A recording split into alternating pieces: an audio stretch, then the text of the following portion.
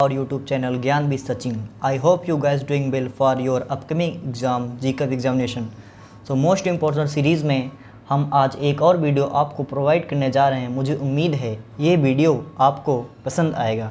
इस वीडियो के अंतर्गत जो कि हमारी महत्वपूर्ण श्रृंखला की सीरीज 100 क्वेश्चन की चल रही थी, उस श्रृंखला को आगे बढ़ाते हुए आज हम आपको फिजिक्स, केमिस्ट्री और मैथमेटिक्स के मोस्ट इम्पॉर्टेंट क्वेश्चन को रिवाइज कराएंगे और आपको आपके एग्ज़ाम के लिए बेहतर तैयारी कराएंगे। तो इस वीडियो का ये हमारी महत्वपूर्ण सीरीज का दूसरा पार्ट है। तो आइए बिना अपना समय व्यर्थ करते हुए हम बढ़ते हैं महत्वपूर्ण क्वेश्चंस की तरफ। तो स्लाइड को हम आगे बढ़ाते हैं। पहला क्वेश्चन आपके स्क्रीन पे ये रहा। साइन 1875 का मान क्या होगा? आपके ऑप्शन ए है √3 - 1/2√2, ऑप्शन बी है 2√2/√3 + 1, ऑप्शन सी है 2√2/√3 - 1 और ऑप्शन डी है √3 + 1/2√2। तो इस सवाल को करने के लिए मैं आपको सोल्यूशन प्रोवाइड करूँगा। तब तक आप अपने कॉपी पेन को लेके हुए आप इस क्वेश्चन के बारे में सोचिए। तो इस क्वेश्चन को करने के लिए हमें सबसे पहले एक फार्मूला पता होगा कि जब हमारी वैल्यू हमें पता है, हमारे स्कूल में सिखाया जाता है कि एक हमारा फार्मूला होता है ASTC, यानी कि ऑल पॉजिटिव, और जो सेकंड कोऑर्डिनेट होता है उसमें साइन पॉजिटिव होता है और कॉसिक पॉजिटिव होता है, और जो हमारा थर्ड कोऑर्डिनेट होता है उसमें टेन और कॉट पॉजिटिव होता है, और जो हमारा फोर्थ कोऑर्डिनेट होता है उसमें कॉस और सेक पॉजिटिव होता है। जिसमें कि ये जो हमारा फर्स्ट पार्ट होता है वो 90 - थीटा होता है, 90 - थीटा होता है, और ये हमारा 180 - थीटा होता है सेकंड पार्ट में, और हमारा जो थर्ड कोऑर्डिनेट होता है उसमें 270 - थीटा होता है। और ऐसे आगे का हमारा जो प्रोसेस होता है, जब हम ये कोऑर्डिनेट की एक साइकिल कंप्लीट करते हैं तो यहाँ पे 360 डिग्री बनता है। यानी कि अब जो ये हमारा क्वेश्चन है उसमें कि आप देख सकते हैं कि ये क्वेश्चन ना तो हमारा फर्स्ट कोऑर्डिनेट में आ रहा है, ना ही सेकंड कोऑर्डिनेट में आ रहा है, ना ही थर्ड में आ रहा है, ना ही फोर्थ में आ रहा है। तो इस क्वेश्चन को करने के लिए हम 360 डिग्री का साइकिल बनाएंगे, जिसके अंतर्गत हम 1875 को तोड़ के लिखेंगे, जिसमें हम 1875 को लिख सकते हैं साइन 5 × 360 + 75। यानी कि ये जो सब साइकिल कंप्लीट होके आएगी तो यानी कि साइन 75। तो हमारा जो ओवरऑल क्वेश्चन बना वो क्या बना? साइन 75। तो यहाँ पे आपको साइन 75 डिग्री की वैल्यू ज्ञात करनी है। इसके लिए हम वैल्यू को डायरेक्ट याद करके, ऐसे तो साइन की वैल्यू डायरेक्ट याद करके कर सकते हैं, लेकिन आपको अगर फार्मूला बेस से इस वैल्यू को निकालना हो तो इसके लिए हम यूज़ करेंगे साइन a - v का फार्मूला। आप a + v का भी कर सकते हैं। तो साइन a + v का फार्मूला होता है sign a cos b + cos a sin b। यानी कि हम जो वैल्यू को तोड़ेंगे, जो हमारा आंसर आया था साइन 75, तो हम साइन 75 को लिख सकते हैं साइन 40 + साइन 40 + 30, और यहाँ पे 40 नहीं होगा, 45 होगा, सॉरी दोस्तों। तो यहाँ पे हम 45 लिखेंगे। जैसे कि हम लोग 10th क्लास पे मोस्टली ऑफ द स्टूडेंट यहाँ पे 10th क्लास को पास कर लिए होंगे, तो यहाँ पे आप बेसिक सा फॉर्मूले यूज़ करेंगे, साइन ए की वैल्यू पुट करेंगे। तो मैं यहाँ पे आपको बेसिक सा करके दिखा दे रहा हूँ, कैलकुलेशन आप स्वयं से करिएगा। तो यहाँ पे साइन ए यानी साइन ए की जगह हम लिख देंगे 45 डिग्री, और कॉस बी की जगह हम लिख देंगे 30 डिग्री, एंड कॉस ए की जगह लिखेंगे हम 45 डिग्री, एंड साइन बी की जगह लिखेंगे 30 डिग्री। जब आप इसको कैलकुलेट करेंगे तो आपका आंसर ये जो स्क्रीन पे दिया हुआ है √3 + 2/2√2 ये आ जाएगा। तो होपफुली ये क्वेश्चन आपको समझ में आया है। क्वेश्चन थोड़ा लेंदी था, लेकिन अगर आप इस वैल्यू को याद कर लेंगे तो आपके लिए बहुत ही अच्छा रहेगा। बाकी अगर आप भूलेंगे तो इसके लिए आप साइन ए प्लस बी या साइन ए माइनस बी के द्वारा इसको लगा सकते हैं। अगर आप लोग चाहें तो मैं आपको साइन ए माइनस बी का भी फार्मूला रिवाइज करा देता हूँ, जो कि 1 मिनट बता रहा हूँ आपको। साइन ए माइनस बी,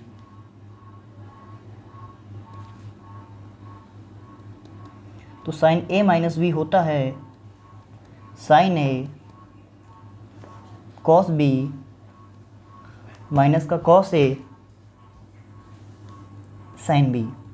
तो होपफुली ये दोनों फार्मूले आप याद कर लीजिएगा, जो कि ट्रिग्नोमेट्री में बहुत ही महत्वपूर्ण भूमिका निभाते हैं। अब बढ़ते हैं हम अपने अगले प्रश्न की ओर।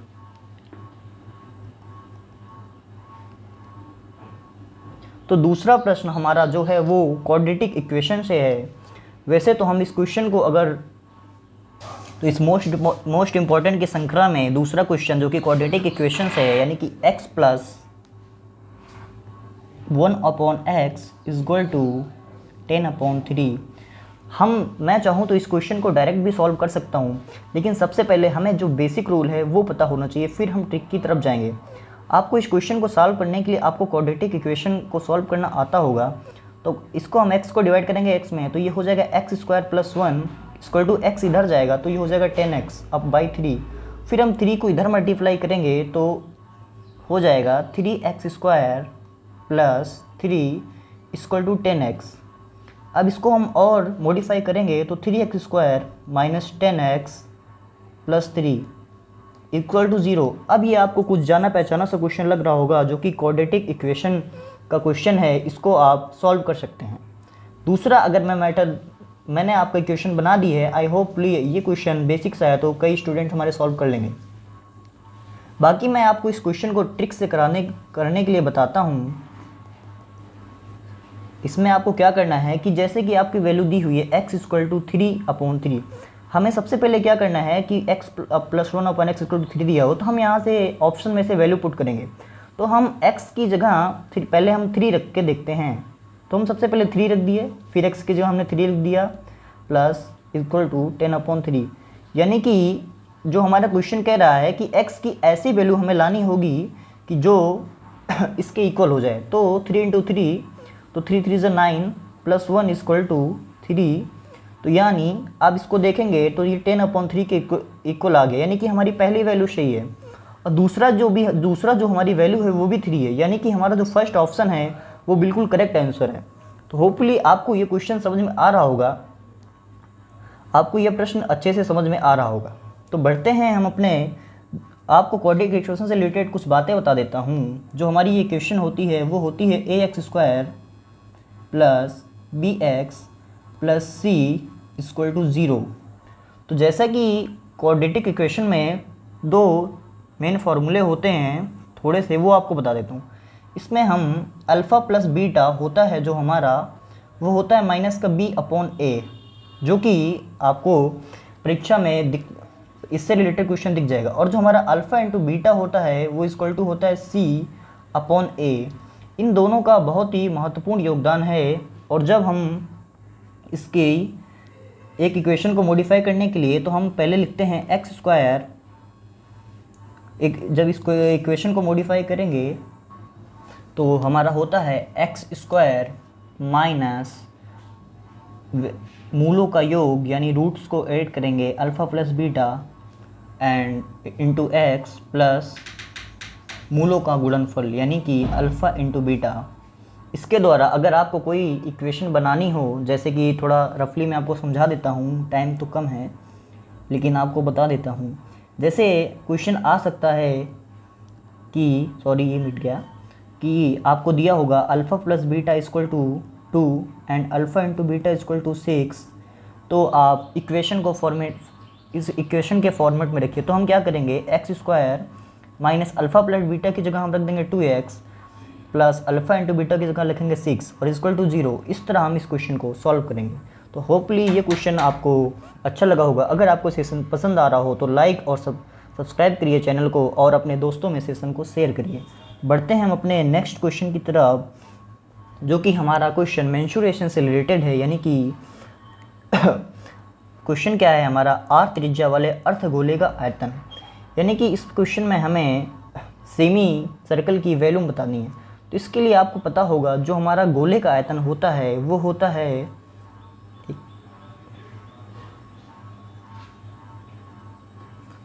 आपका 4/3 पाई आर क्यूब। लेकिन जब यहाँ पे हाफ कह रहा है तो यानी कि हाफ का हम 1/2 का डिवाइड कर देंगे। किसी चीज़ को हाफ करने के लिए उस वैल्यू में हम 1/2 का डिवाइड करते हैं। जैसे अगर आपको 8 का हाफ कर रहा हो तो आप वह क्वेश्चन का 1/2 का इंटू करेंगे तो हो जाएगा 4। यानी अगर आपको 1/2 का हाफ करना हो तब भी हम उसमें 1/2 का मल्टीप्लाई करेंगे तो हो जाएगा 1/4। इस चीज़ को आप ध्यान में रखिएगा, आपको आगे काम देगा। तो यहाँ पे 4/3 पाई आर क्यूब है, इसमें हम 1/2 का इंटू कराएंगे तो आपका जो आंसर आएगा वो 2/3 पाई आर क्यूब आएगा।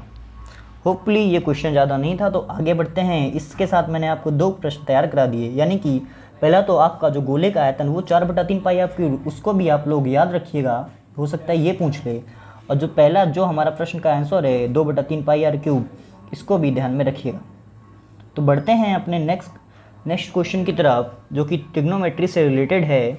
तो हमारा क्वेश्चन है, यदि रूट साइन 60 - x = 1 हो तो हमें वैल्यू ऑफ x को फाइंड करना है। इस क्वेश्चन को सॉल्व करने के लिए सबसे पहले आपको पता होना चाहिए कि जो आपको ट्रिग्नोमेट्रिक वैल्यू है वो आपको अच्छे से लर्न होना चाहिए, और मुझे उम्मीद है कि आप लोगों को अच्छे से ये वैल्यू याद होंगी।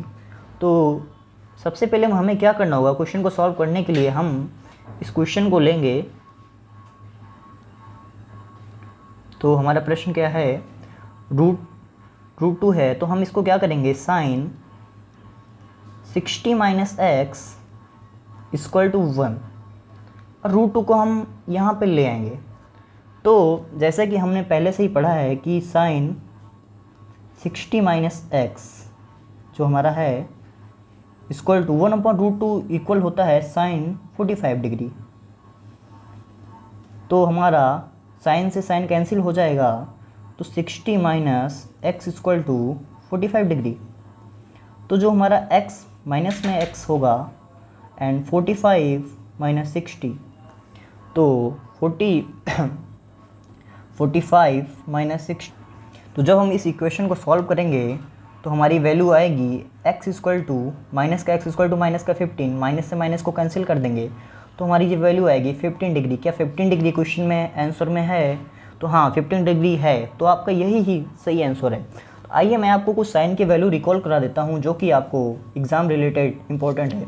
जैसे कि साइन 0 डिग्री तो हमारा 0 होता है, साइन 30 डिग्री जो होता है वो हमारा 1/2 होता है, एंड साइन 45 डिग्री = 1/√2 होता है, एंड साइन 60 डिग्री जो होता है वो हमारा √3/2 होता है, एंड जो साइन 90 डिग्री है वो हमारा 1 होता है। तो होपफुली आप देखेंगे साथियों, मैं आपके क्वेश्चन तो एक ही है पर आपको उससे रिलेटेड जितने भी कॉन्सेप्ट बन सकते हैं वो सारी चीज़ें करा रहा हूँ। यानी कि अब तक हमने देखा जाए तो 3 क्वेश्चन सॉल्व करे हैं, बट अगर हम प्रैक्टिकली देखें तो अब तक हमने शायद 10 से 11 क्वेश्चन सॉल्व करे, क्योंकि जो मैं क्वेश्चन बता रहा हूँ आपको उस क्वेश्चन के अंदर के भी क्वेश्चन को बता रहा हूँ, यानी कि एक साथ कई क्वेश्चन की प्रिपरेशन हो रही है। अगर आपको सेशन पसंद आ रहा हो तो लाइक कीजिए और चैनल को सब्सक्राइब कीजिए। तो बढ़ते हैं हम अपने सेकंड क्वेश्चन की तरफ। इस क्वेश्चन को करने के लिए मैंने ऊपर आपको एक मेथड बताया था, या आप इसको क्वाड्रेटिक इक्वेशन बना के करिए, या हम इस क्वेश्चन को अपनी परीक्षा में समय बचाने के लिए ट्रिक के द्वारा भी कर सकते हैं। यहाँ हमें ऐसी वैल्यू बनानी है कि ऐसी x की वैल्यू रखनी है कि यहाँ पे हमें जो ऊपर हमारी वैल्यू है 14, यानी कि जो 14 का क्यूब होता है वो होता है दोस्तों 196। क्या हम ऐसे कोई क्वेश्चन वैल्यू ऊपर रखते हैं जिसमें हम जब 169 को ऐड करेंगे सॉल्व करके तो वो हमारी वैल्यू होनी चाहिए 196 के इक्वल आनी चाहिए।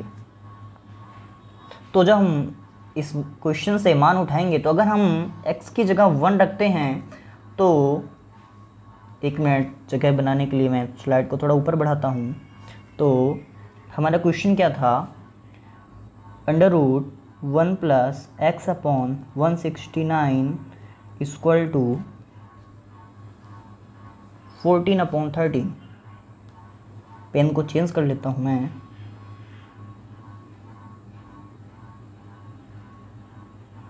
जी। तो अगर हम x की वैल्यू यहाँ पे सपोज़ 1 रखते हैं, तो जब हम 1 रखेंगे तो 169 यानी कि 170 हो जाएगा, और ये हमें नीचे का तो रूट 169 यानी 13 मिलेगा, पर हमें ऊपर 170 की 14 नहीं आ सकता। तो यानी कि ये ऑप्शन हमारा रॉन्ग हो गया, हमारा ऑप्शन 1 नहीं हो सकता।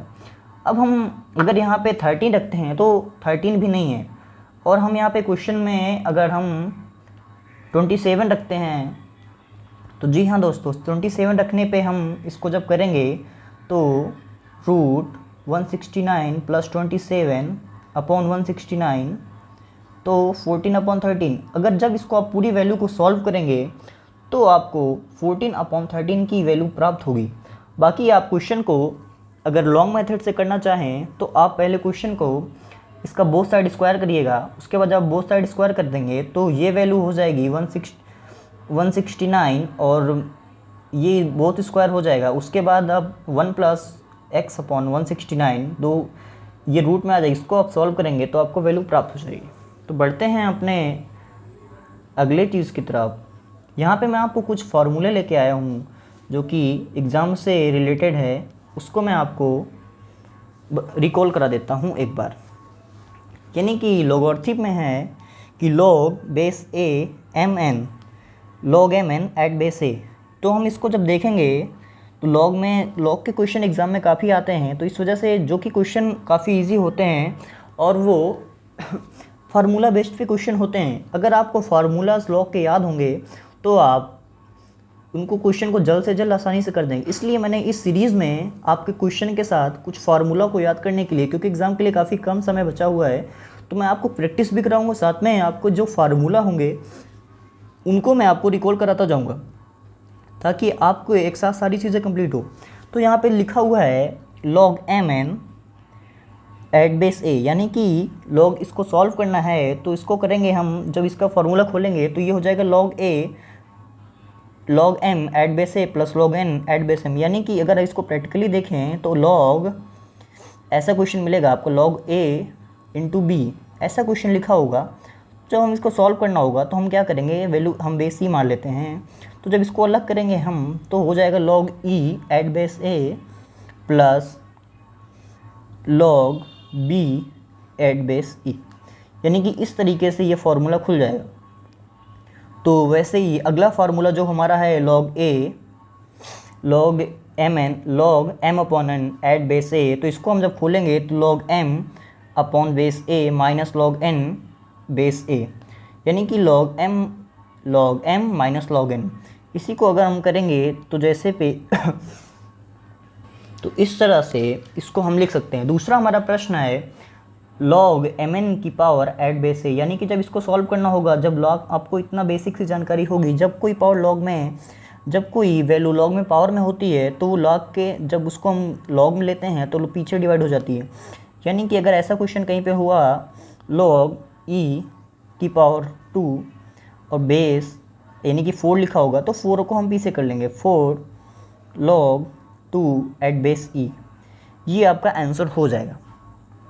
तो हमारा दूसरा जो क्वेश्चन है वो है जो दूसरा फार्मूला है हमारा वो है log m at base a equal to log m at base b into log b upon a equal to log m at base b upon log a at base b। इस फार्मूले को समझने के लिए सबसे पहले हम इस वाले फार्मूले को समझ लेते हैं। यानी कि अगर हमें ऐसा लिखा हो कहीं पे log 4 एट बेस 2, तो हम इसको अगर करना चाहें तो हम लिख सकते हैं 1 log 4 एट बेस 2। इस चीज़ को हम अब यहाँ पे आपको अप्लाई करके दिखाते हैं। तो यहाँ पे लिखा हुआ है log m at base b into log b at base a। तो इसमें क्या किया गया है, log m at base b, और यहाँ पे जो आपका log b at base a है उसको हमने रेसिप्रोकल कर दिया है। तो ये क्या हो गया है, इसको हम लिख सकते हैं 1 upon log a at base b। जब इसको आप सॉल्व करेंगे तो आपको ये फार्मूला प्राप्त हो जाएगा। दूसरा क्वेश्चन है हमारा, तो ये दो ये आपके 1 2 3 4 5 फार्मूलाज तैयार हो गए। ये क्वेश्चन एग्ज़ाम की दृष्टि से काफ़ी महत्वपूर्ण फार्मूले हैं। आप एक फार्मूलाज की अलग से कॉपी बना लीजिए, ताकि जिस दिन आपका एग्ज़ाम हो उस दिन आप केवल फार्मूलाज वाली कॉपी को सारे फार्मूला एक साथ देख लिए, क्योंकि यूपी जीकअप का एग्ज़ाम इतना हार्ड नहीं आता है। तो आप फार्मूला बेस्ड ही क्वेश्चन होते हैं, अगर आप फार्मूलाओं को अच्छे से तैयार कर लेंगे तो आपके लिए काफ़ी हेल्पफुल रहेंगे वो। और मैथ्स ऐसा सब्जेक्ट है जिसमें हमें फार्मूलाज की मदद से होना चाहिए। और दूसरा यहाँ पे हमारा है, दूसरा फार्मूला है log a at base a equal to 1 and log 1 equal to 0। इस क्वेश्चन में क्या है, यानी कि अगर आपको कहीं दिया होगा log 10 एट बेस 10 तो उसकी वैल्यू हो जाएगी हम, यानी log की जो सेम बेस पे वैल्यू होती है वो इक्वल टू 1 होती है, और log 1 की वैल्यू हमेशा 0 होती है। इस बात का आप ध्यान रखिएगा। और उसी तरह ये आखिरी फार्मूला भी दिया हुआ है, इसको आप पढ़ लीजिएगा। तो हम आगे बढ़ते हैं अब अपने दूसरे प्रश्न की तरफ, जो कि प्रश्न हमारा टिग्नोमेट्री से रिलेटेड है, साथ में लॉग का कॉन्सेप्ट यूज़ हुआ है। इसी वजह से मैंने ऊपर आपको लॉग के जितने फार्मूले थे उसको रिवाइज करा दिया है, ताकि जब आप क्वेश्चन को सॉल्व करेंगे तो आपको आसानी होगी। तो इस क्वेश्चन को सॉल्व करने के लिए देखने में ये काफ़ी टिपिकल लग रहा है, 2010 में पॉलिटेक्निक में आया हुआ क्वेश्चन है, लेकिन इतना टिपिकल है नहीं ये। तो इसमें क्या दिया हुआ है, F X equal to log sine X at base E, और दूसरा है हमारा 5x equal to log cos X at base E. तो हमें क्वेश्चन में क्या करना है, एक हमारे ये फंक्शन सा दिया हुआ है, इस फंक्शन में हमको fx और 5x की वैल्यू रखनी है। उसके बाद हमें ये बताना है कि हमारा जो आंसर आएगा वो क्या आएगा। तो आइए दोस्तों इस प्रश्न को बताते हैं कैसे सॉल्व करना है। सबसे पहले क्वेश्चन के अकॉर्डिंग हमें क्वेश्चन में fx की वैल्यू पुट करनी होगी। तो जो हमारा e है, उसके बाद 2fx हमारा दिया हुआ है log e sin x, and plus को करते हुए हमारा जो e की एक्सपोनेंट की पावर, तो दूसरा है हमारे e की पावर 2, 5x की जगह हम रखेंगे log base e cos x। अब हम इसको सॉल्व करेंगे तो हमारा क्या होगा कि एक हमारा बेसिक सा रूल है कि लॉग और एक्सपोनेंट जब होते हैं तो ये आपस में कैंसिल हो जाते हैं। यानी कि कहीं अगर आपको लिखा मिलेगा 5, कहीं आपको लिखा मिलेगा, एक मिनट दूसरे पेन से आपको समझाता हूँ, ये बहुत ही महत्वपूर्ण बात है। कहीं पे आपको लिखा मिलेगा 5 और उसके ऊपर लिखा होगा log e टू की पावर 5, तो ये आपस में कैंसिल हो जाएंगे और जो वैल्यू होगी वो 5 होती है। तो उसी फार्मूलाज का यूज़ करते हुए हम आगे सॉल्व करेंगे, यानी कि ये कैंसिल हो जाएगा। पर सबसे पहले लॉग की प्रॉपर्टी हम जानते हैं कि लॉग में वैल्यू अगर कोई ऊपर होती है तो वो पीछे चली जाती है, अगर लॉग पे वैल्यू कोई पीछे होती है तो ऊपर आ जाती है। यानी कि हम e log sine x base e, तो ये 2 आ जाएगा, तो इसको हम लिख सकते हैं sine square x plus e log base e हो जाएगा ये कॉस स्क्वायर एक्स। अब यहाँ पे देखेंगे जो हमारे बेस e हैं ये समान हो गए, तो ये आपस में कैंसिल हो जाते हैं। तो हम अब अपने आंसर के काफ़ी नज़दीक हैं। तो ये जो हमारा sine square x plus cos square x, ये तो बच्चे को पता है, इसकी वैल्यू ऑलवेज 1 होती है। तो होपली ये क्वेश्चन आपको देखने में हार्ड लगेगा, बट अगर आप ठंडे दिमाग से इस क्वेश्चन को देखेंगे तो इसमें केवल लॉग की प्रॉपर्टी का यूज़ किया गया है, और बच्चों को डराने के लिए ये क्वेश्चन फंक्शन में देते हुए काफ़ी इसको टिपिकल दिखाया गया। बाकी अब ये 2 मिनट का 10 सेकंड का क्वेश्चन है। तो बढ़ते हैं हम अपने अगले प्रश्न की ओर। ये प्रश्न भी जो है ये भी लॉग की प्रॉपर्टी से बेस है। तो हमारा यहाँ पे आंसर जो आया है ये हमारा आंसर 1 है। तो इसमें दिया हुआ है log a at base b into log b at base c into log c at base a। Log की एक प्रॉपर्टी होती है कि हम इसको अपॉन में लिख सकते हैं, यानी हम क्या लिखेंगे log a upon log b into log b upon में log c, बेस आप मान सकते हैं बेस ई ही रहेगा, एंड उसके बाद log c log a। उसके बाद जब आप सॉल्व करेंगे इसको तो हम देखेंगे कि log a से हमारा log a कैंसिल हो गया, log c से log c कैंसिल हो गया, और log b से हमारा log b कैंसिल हो गया। यानी कि जो ओवरऑल वैल्यू आई इस प्रश्न में भी हमारा जो आंसर आ रहा है वो 1 आ रहा है।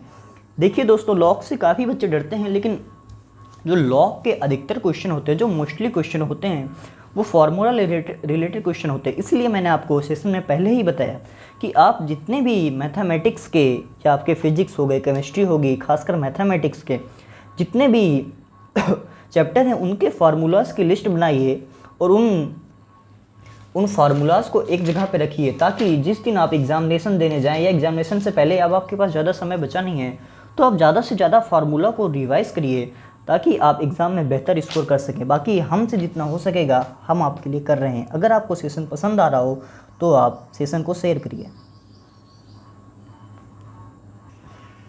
तो इसी श्रृंखला में आपको मैं कुछ होमवर्क के लिए क्वेश्चन दे रहा हूँ, उसको आप कमेंट सेक्शन में आंसर करिएगा।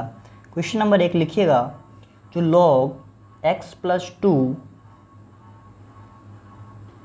Base 2 equal to log 16। आपको इसका आंसर क्वेश्चन में कमेंट करना है। देखते हैं कौन क्वेश्चन का आंसर देता है। आपके ऑप्शंस हैं option A 1, option B 2, option C 3 and option D 4।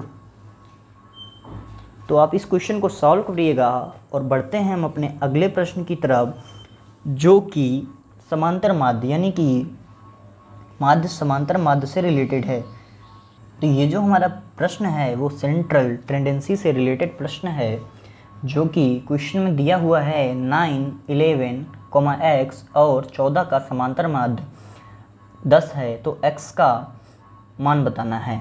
तो इस प्रश्न को सॉल्व करने के लिए हमें एक फार्मूला पता होगा, जो कि समांतर माध्य इक्वल टू होता है सभी पदों का योग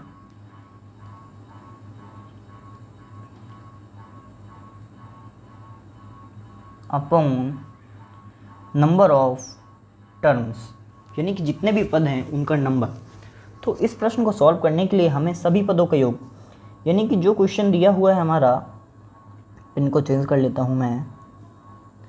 तो यहाँ पे दिया हुआ है 9 + 11 प्लस इसको x + 14 + 10, और यहाँ पे नंबर ऑफ टर्म कितने हैं 1 2 3 4। जो हमारी 10 है ये हमारा समांतर माध्य है, तो समांतर माध्य इक्वल टू 10 हो जाएगा।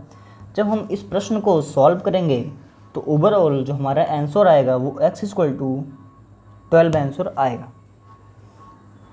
तो होपफुली मैंने आपको फार्मूलास बता दिए हैं। आप ये बेसिक सा कैलकुलेशन है, आप लोग आसानी से कर पाएंगे। हमने ज़्यादा से ज़्यादा इस क्वेश्चन में, इस सेशन में आंसर को, क्वेश्चंस को करना है, इस वजह से मैं अगले क्वेश्चन की तरफ बढ़ रहा हूँ। क्वेश्चन में दिया हुआ है प्रथम 10 प्राकृतिक संख्याओं का माध्यिका, यानी कि हमें मीडियन बताना है। तो सबसे पहले हमें इस क्वेश्चन को सॉल्व करने के लिए हमें प्रथम 10 संख्याएं प्राकृतिक यानी कि नेचुरल नंबर पता होना चाहिए। तो नेचुरल नंबर जो होता है वो हमारा 1 से स्टार्ट होता है, यानी कि 1 2 3 4 5 6 7 8 ऐसा इन्फिनाइट तक जाता है। बट हमें प्रश्न में क्या कह रहा है कि 10 तक, यानी कि 10 तक हमें बताना है 7 8 9 10। तो मीडियन को करने के लिए जो हमारे पास फार्मूला होता है वो होता है n/2वें पद का योग अपॉन n/2 + 1वें पद का योग। यानी कि ये जो हमारा फार्मूला है ये हमारे टर्म पे डिपेंड करता है। यदि हमारा टर्म इवन होता है तो हम फार्मूला यूज़ करते हैं n/2वें पद का मान n/2वें पद का मान इंटू n/2 + 1वें पद का मान /2। तो जगह कम होने के कारण मैं इसको लिख नहीं रहा हूँ, शायद यहाँ पे मैंने स्लाइड में उसको नहीं है स्लाइड में, इसको मैं लिख दूँगा अभी बाद में। अभी हम क्वेश्चन को सॉल्व करते हैं। तो यानी जो n है हमारा वो 10 है, यानी कि n हमारा इवन है। जब हमारा n इवन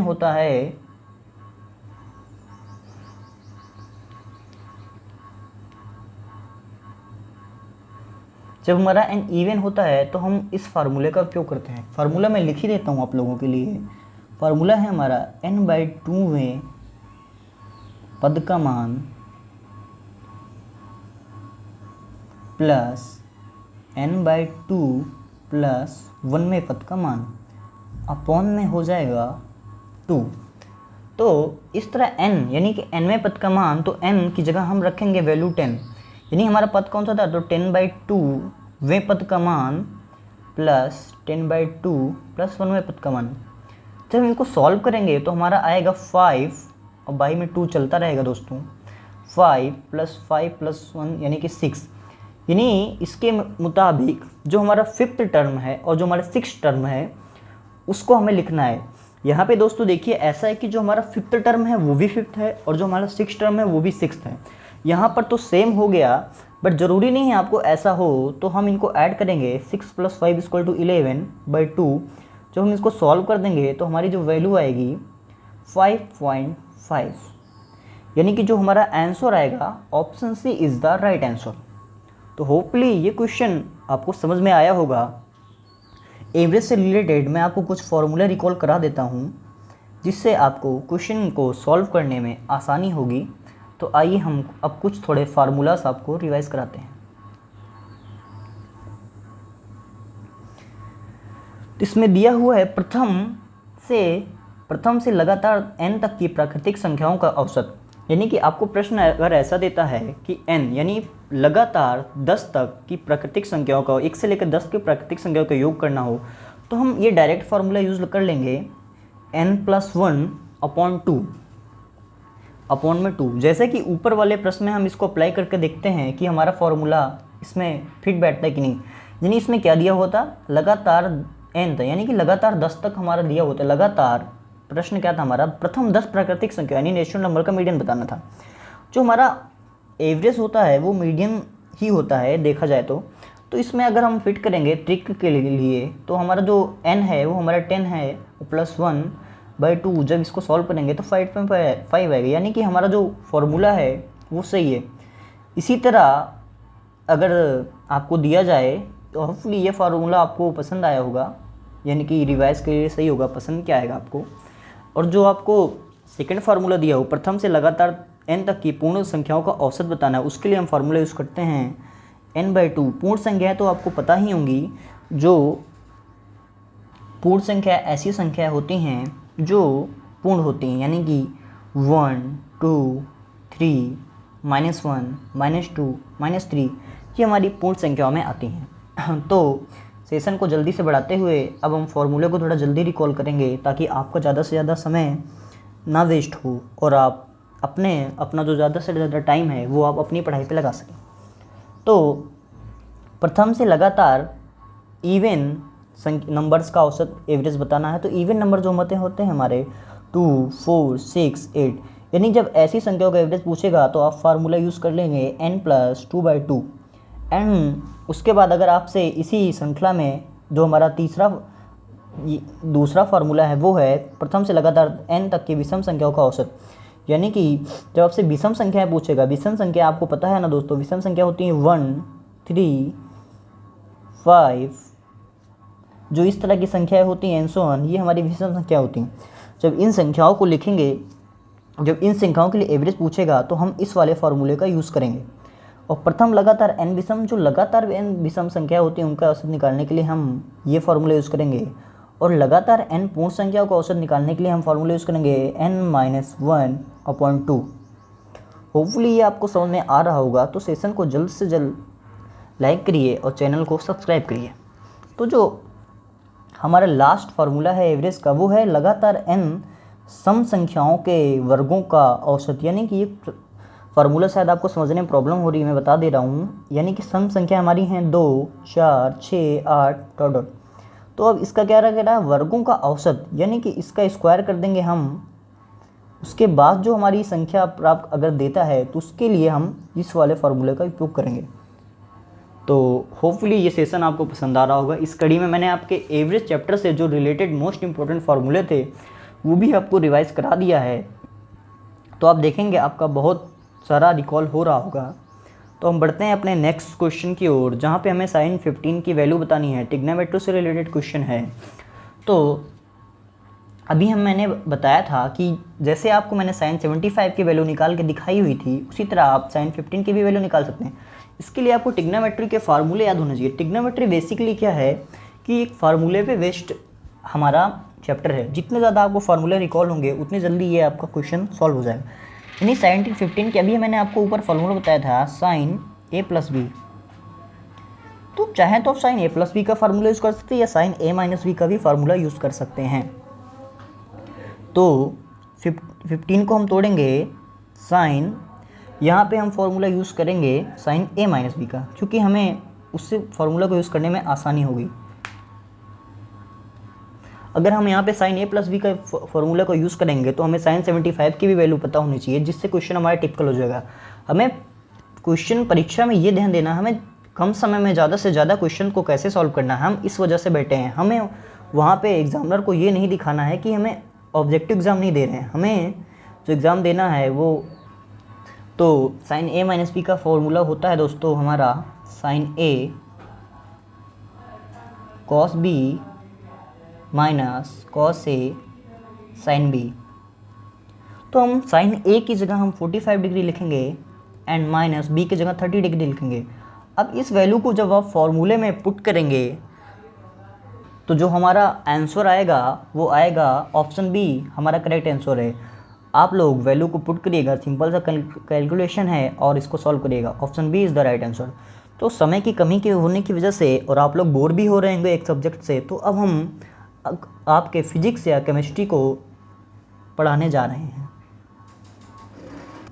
होपफुली जो मैथ वाला पार्ट है वो आप लोगों को पसंद आया होगा। अगर आपको ये वाला पार्ट पसंद आया तो अपने दोस्तों को भी बताइए कि यहाँ पे क्लासेस चल रही हैं, और चैनल को सब्सक्राइब करिए और वीडियो को शेयर करिए। तो बढ़ते हैं हम अपने अगले प्रश्न की ओर। तो आइए मैथ के बाद हम फिजिक्स के कुछ इंपॉर्टेंट क्वेश्चन को सॉल्व करते हैं, जो कि प्रीवियस ईयर आपके पेपर में आए हुए हैं। होपफुली ये क्वेश्चन आपको पसंद आएंगे। प्रश्न हमारा है रॉकेट नोजल का मूल सिद्धांत क्या है।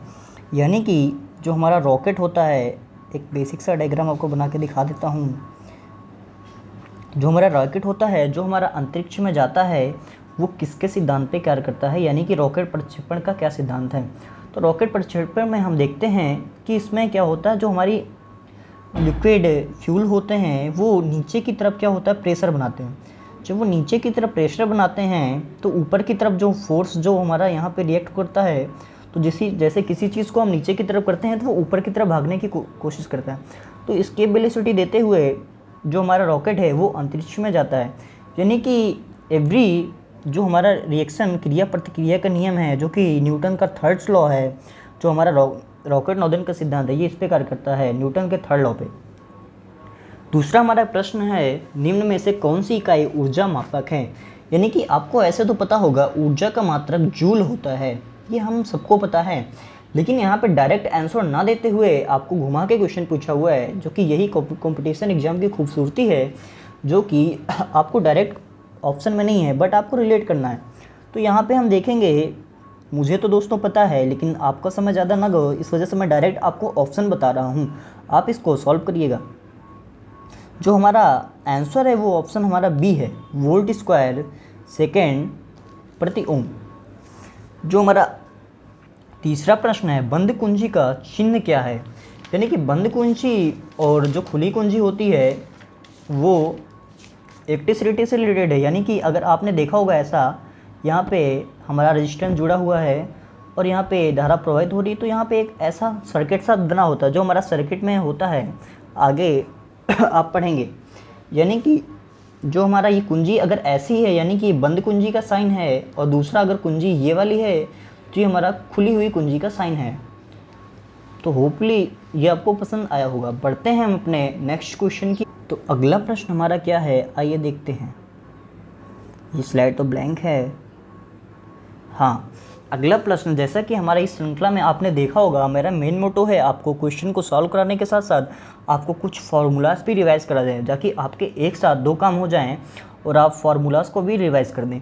यहाँ पे मैं आपको कुछ मूल राशियाँ यानी कि fundamental quantities and fundamental units, तो पहला तो प्रश्न हमारा यही बन सकता है कि हमारा जो फंडामेंटल क्वांटिटीज़ होती हैं वो कितनी होती हैं। ओवरऑल हमारे पास 7 फंडामेंटल क्वांटिटीज़ होती हैं, जो कि क्या है, लंबाई है, द्रव्यमान है, समय, वैद्युत धारा, ताप, ज्योति तीव्रता और पदार्थ की मात्रा।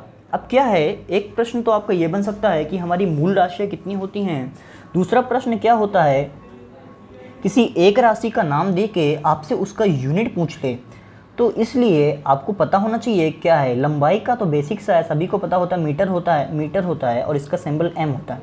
द्रव्यमान का मात्रक किलोग्राम होता है, समय का मात्रक सेकंड होता है, वैद्युत धारा का मात्रक एम्पियर होता है, इसका सिंबल जो होता है ए होता है। ताप यानी कि टेम्परेचर को हम लोग केल्विन में नापते हैं, जो हमारा मूल मात्रक है केल्विन होता है। वैसे तो आप सोचेंगे सेल्सियस भी होता है, फ़ारेनहाइट भी होता है, लेकिन जो हमारा फंडामेंटल क्वांटिटीज़ है यानी कि जो हमारे मूल राशियाँ जिससे ये उत्पन्न, यानी कि मूल यानी कि रूट, जिससे हमारे ये फॉर्मूलेस निकले हैं, वो हमारा रूट हमारा क्या है, केल्विन। तो इसका आंसर आप केल्विन देंगे। आपको पेपर में भ्रमित करने के लिए आपको हो सकता है आपके साथ केल्विन भी लिखा हो, फ़ारेनहाइट भी लिखा हो, सेल्सियस भी लिखा हो और कई सारे होते हैं, तो यहाँ पे आपको केल्विन को सिलेक्ट करना है। दूसरा हमारा ज्योति तीव्रता का जो मात्रक होता है वो हमारा कैंडेला होता है और इसको हम CD से लिखते हैं। तीसरा पदार्थ की मात्रा को हम मोल से रिप्रेजेंट करते हैं। तो होपफुली ये 7 जो मैंने फार्मूलास लिखे हुए हैं कि आपको, सॉरी फार्मूलाज नहीं, बट जो इम्पोर्टेंट कुछ राशियां हैं ये आपको काफ़ी अच्छी लगी होंगी और बीच बीच में मैं ऐसी जानकारी आपको देता रहूँगा। तो बढ़ते हैं हम अपने अगले क्वेश्चन की तरफ।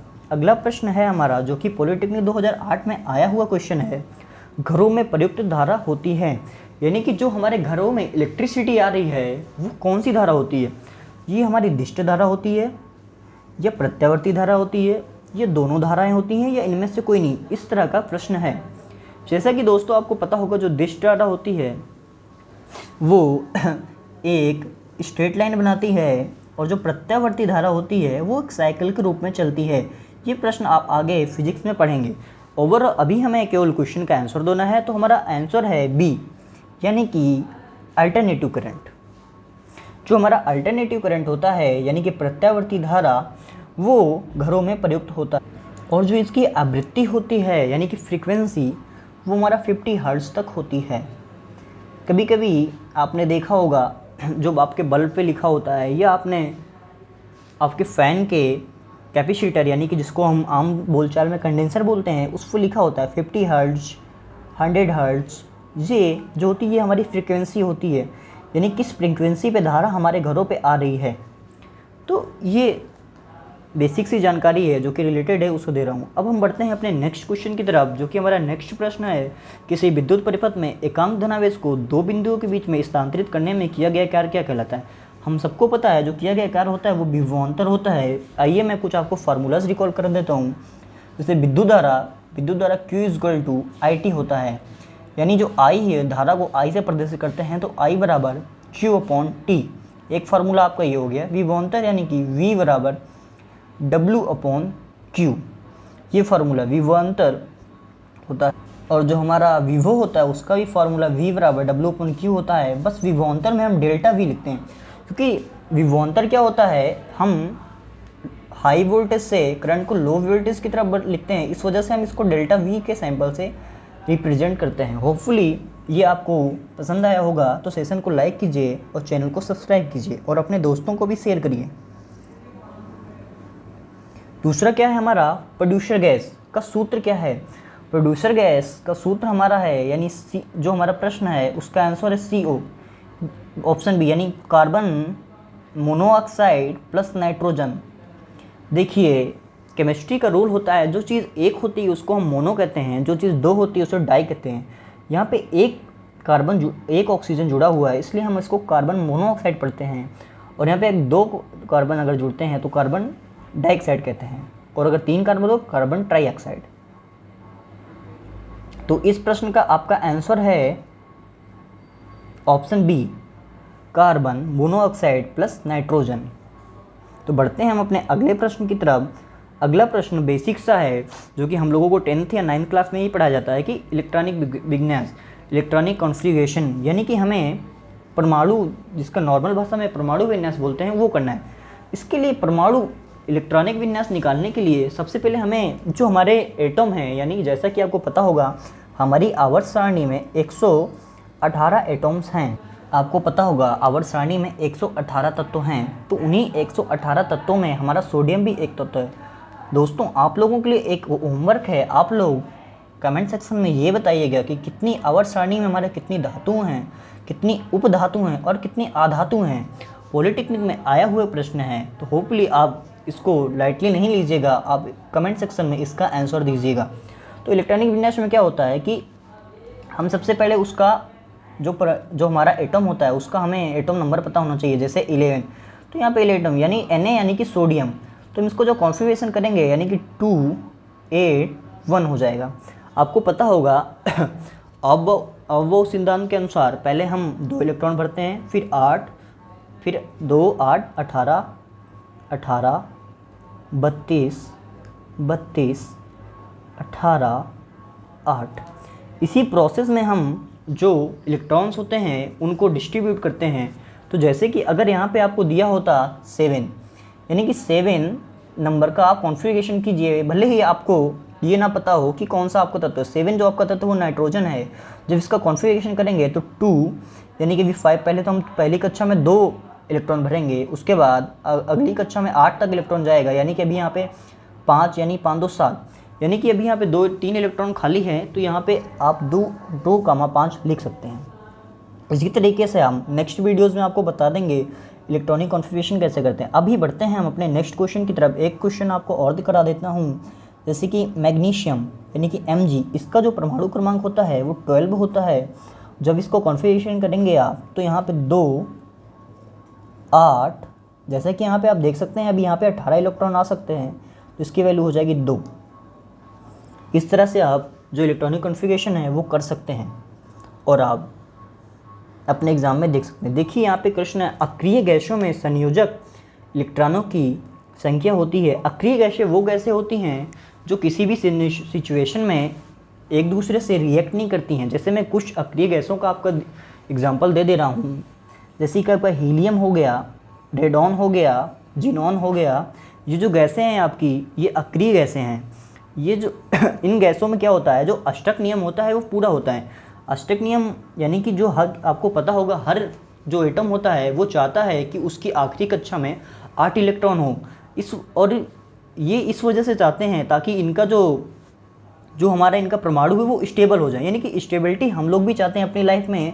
इस वजह से हमारी स्टेबिलिटी क्या होती है, हमारे पास धन हो, पैसे की वजह हम स्टेबिलिटी होते हैं। और जो परमाणु होते हैं वो क्या चाहते हैं, वो उनके पास ज़्यादा से ज़्यादा इलेक्ट्रॉन हो, यानी कि वो अपनी आखिरी कक्षा में 8 इलेक्ट्रॉन चाहते हैं।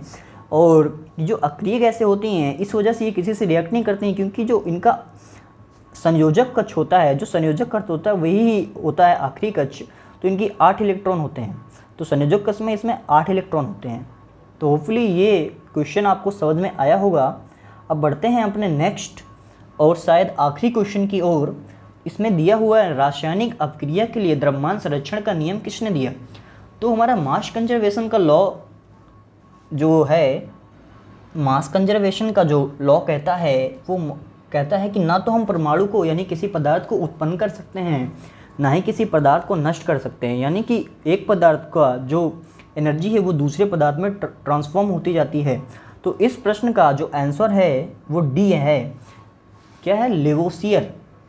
इसको दिया था एंटोनियन लेवोसियर ने। जो और आपके एग्ज़ाम में शायद पूछ ले किस सन में दिया था, तो जब आपका सन है वो 1789 यानी कि 1789 ईस्वी में आपको ये बताया, लेवोसियर जी ने ये दिया था कि द्रव्यमान संरक्षण का नियम क्या है।